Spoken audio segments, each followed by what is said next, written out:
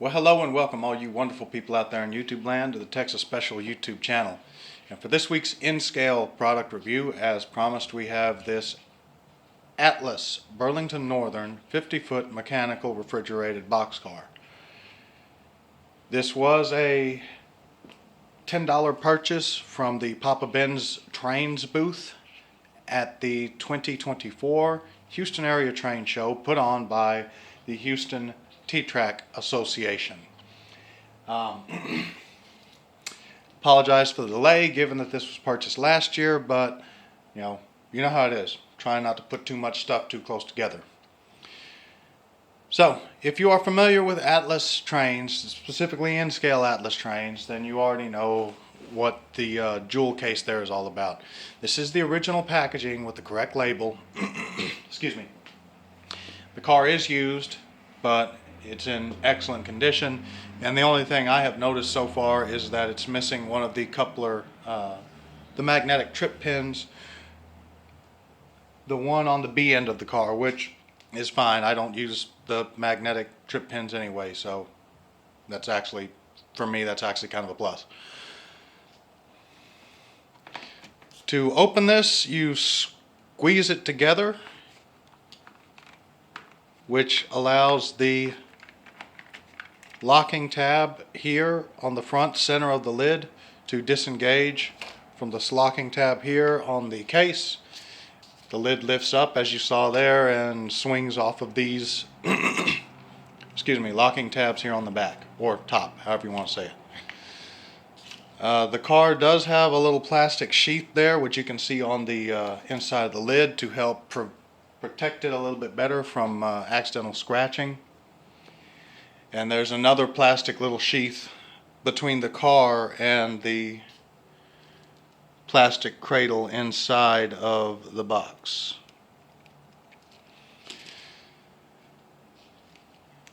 You pull the car out, and there it sits. We'll move the other items out of the way.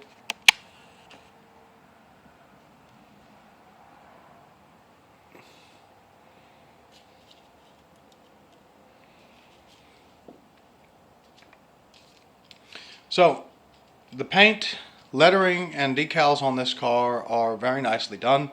The car is a plastic type construction all the way around. It does have metal wheels, and as I said earlier, it has the magnetic knuckle couplers, magnetic operating knuckle couplers. They are, of course, Atlas's Accumates, which in HO scale I absolutely detest them because they uncouple on their own in curves too easily. Excuse me. In scale, they're not bad couplers. The car has 4 stirrup steps, one on each corner of the car all the way around, plus 2 cast on little ladder type stirrup steps, one on each side underneath the door there.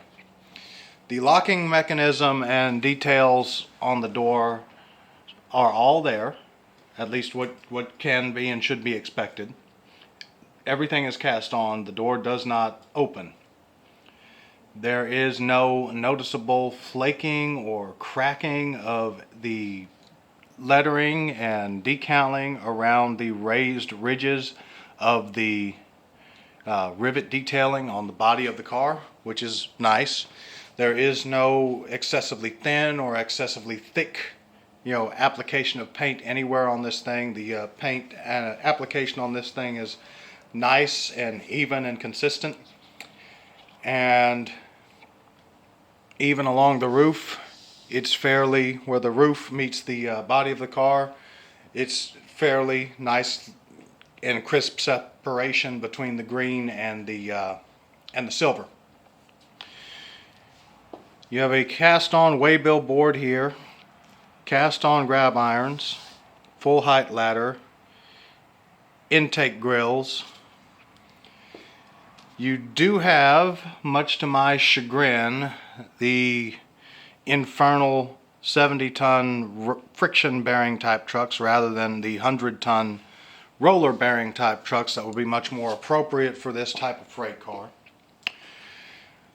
Looking at the B end of the car, as I previously stated, the little uncoupling pin for the Accumate coupler on the B end is missing. Actually, it's right here. Somehow or other it come dislodged from the coupler, which is fine. I don't use those infernal things anyway. You have a full height ladder corresponding with the full height ladder on the side of the car. Separately applied plastic handbrake wheel, a little brakeman's perch, all of the associated brake rigging tied into the handbrake wheel, another waybill board, the reporting mark and car number here, and some nice dreadnought end detailing with good rivet detailing all the way around the edges of the body panel of the car. I do not see any polling pockets, which is appropriate given that this car would have been newly manufactured right around the time frame, or shortly after the time frame rather, that polling was made by and large illegal in the railroading industry. Taking a peek at the roof, you can see we have nicely done roof panels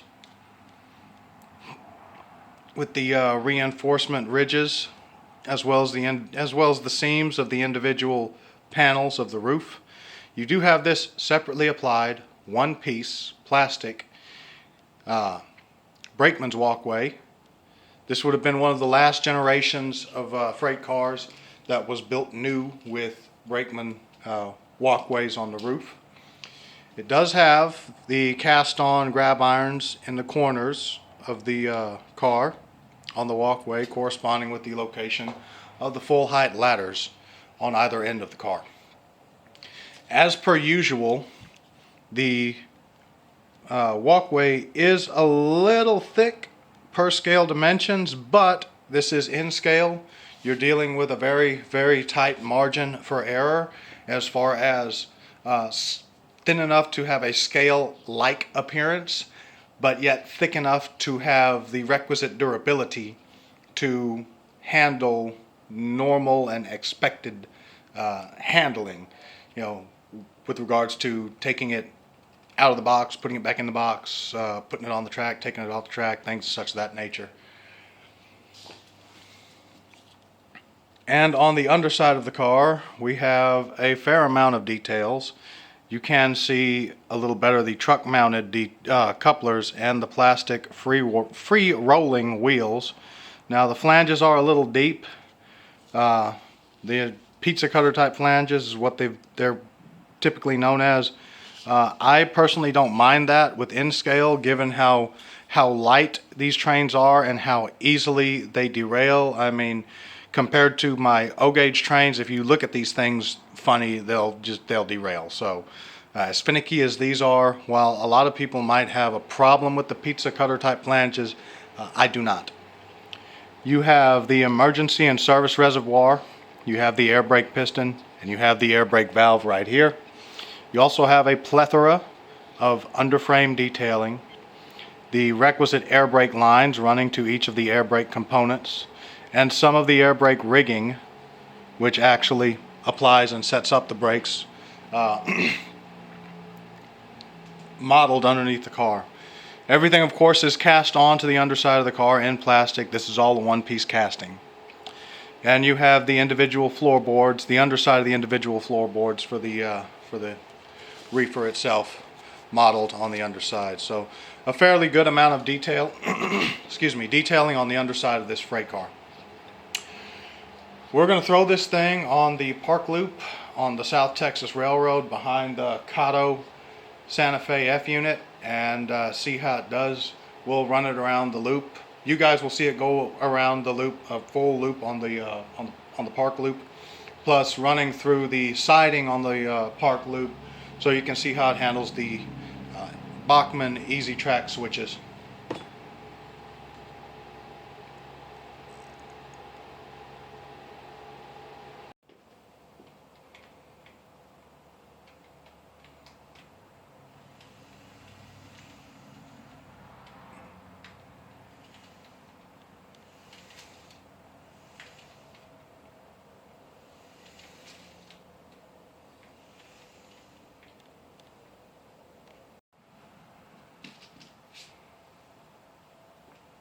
So as you saw there, the Atlas AccuMate coupler was not feeling the love with the solid Kato coupler there on the rear of this engine, which I kind of was expecting, but oh well. Simple fix. I just lifted the car up and manually slid it over the top of the Kato coupler, and it should stay together just fine. Let's take a peek and see if I'm right.